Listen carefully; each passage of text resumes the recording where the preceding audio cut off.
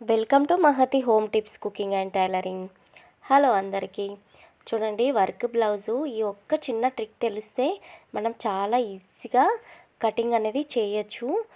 ఎప్పుడైనా మనము work blouse stitching చేసేటప్పుడు ఈ వర్క్ బ్లౌజ్ కటింగ్ అనేది మనం లైనింగ్ని ముందుగా కట్ చేయొద్దండి. సో మనం లైనింగ్ని ముందుగా కట్ చేస్తే ఈ వర్క్ అనేది మనకు ఎక్కువ తక్కువలో అవుతుంది. మనం కరెక్ట్ మన మెజర్మెంట్స్కి వర్క్ బ్లౌజ్ ఇచ్చినా సరే కొద్దిగా ఎక్కువ తక్కువలు అనేటివి ఖచ్చితంగా అవుతాయి. సో మనము ఎప్పుడైనా ముందుగా వర్క్ బ్లౌజ్ మాత్రమే కట్ చేయాలా. తర్వాత మనము లైనింగ్ పీస్ని ఈ వర్క్ బ్లౌజ్ ఎలా ఉందో అలాగే లైనింగ్ పీస్ కట్ చేసుకోవాలన్నమాట. ఎప్పుడైనా ముందు వర్క్ బ్లౌజ్నే కట్ చేయాలి. చూడండి మెజర్మెంట్స్ ఎలా తీసుకుంటున్నాను. కొలత బ్లౌజ్ని ఇలా కరెక్ట్గా కొలుచుకుంటూ షోల్డర్ పాయింట్స్కి అలాగే మనకు బ్లౌజ్ హైట్ అనేది ఇవన్నీ చూసుకుంటున్నాను. అలాగే ఈ బ్లౌజ్ కొలత బ్లౌజ్ రివర్స్గా ఫోల్డ్ చేసుకొని పెట్టుకుంటున్నాను. ఎప్పుడైనా నేను రివర్స్గానే ఫోల్డ్ చేసుకొని పెట్టుకుంటాను. అలాగే నడుము చుట్టూ అలాగే బ్యాక్ ఖర్చులు ఎక్స్ట్రాకు 2 ఇంచెస్ మార్క్ అనమాట. యాజ్ ఇట్ ఈజ్ మనము కొలత బ్లౌజు నేను నా ఛానల్లో ఉంటుంది ఎలా మెజర్మెంట్స్ తీసుకుంటూ కట్ చేయాలనేది. సో నేను ఈ వర్క్ బ్లౌజ్ని ఎలా జాగ్రత్తగా కట్ చేయాలనేది ఈ వీడియో అనమాట. చూస్తున్నారు కదా, షోల్డర్ నుంచి ఇలా కింది నుంచి చంక డౌన్ అనేది కొలుచుకుంటూ ఇలా ఆమ్ రౌండ్ ఉంటుంది కదా కర్వ్ స్కేల్, ఈ కర్వ్ స్కేల్ ఆధారంతో నేను రౌండ్ అనేది తీసేసాను. 1.5 ఇంచ్ కరెక్ట్గా ఉందన్నమాట.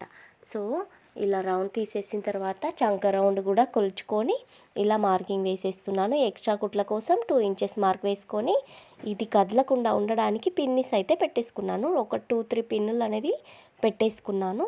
సో కరెక్ట్గా నేను వేసుకున్న మార్కింగ్కి కిందికి పట్టి పెట్టుకుంటాం కదా, సో ఈ పట్టి కోసమని ఇలా కట్ చేసేసి కిందికి ఎక్స్ట్రా పట్టి కోసం క్లాత్ అనేది కట్ చేసుకోవాలి.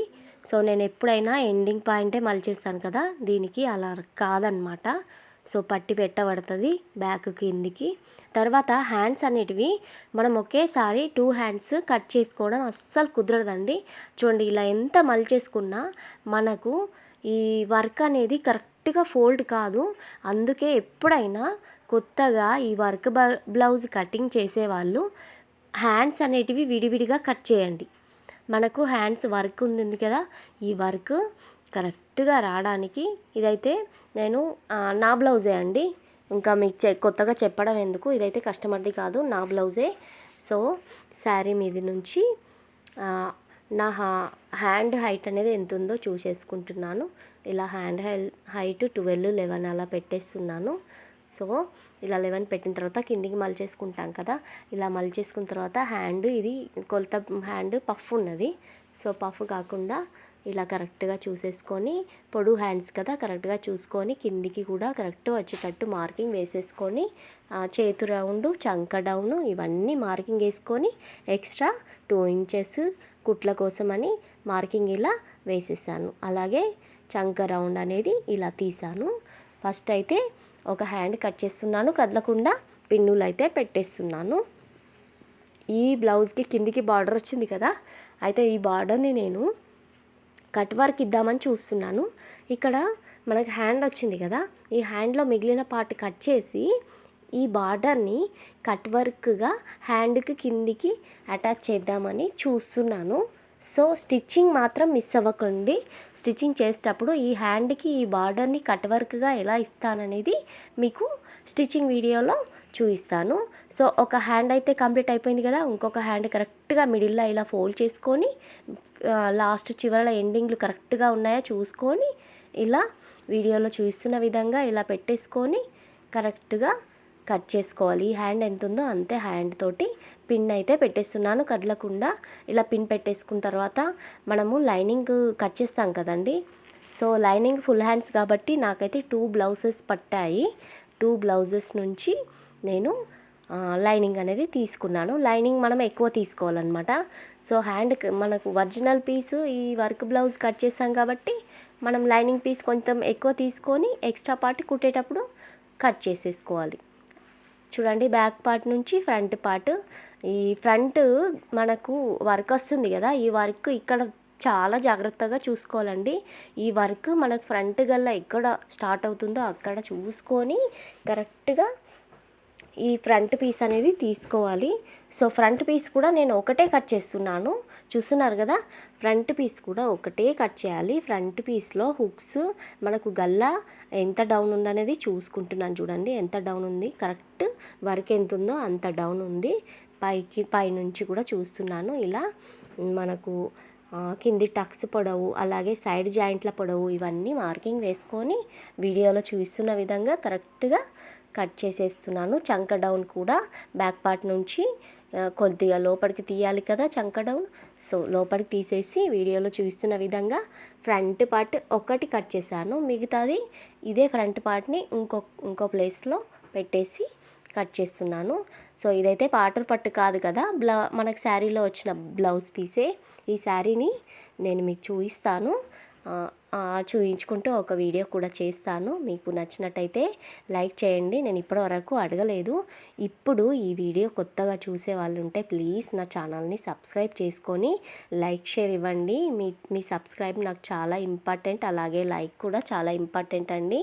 సపోర్ట్ చేయండి నన్ను, నా ఛానల్ని. అలాగే మీ ఫ్యామిలీలో ఎవరైనా టైలరింగ్ ఇంట్లోనే ఉండి నేర్చుకునే వాళ్ళకి నా వీడియోని షేర్ చేయండి.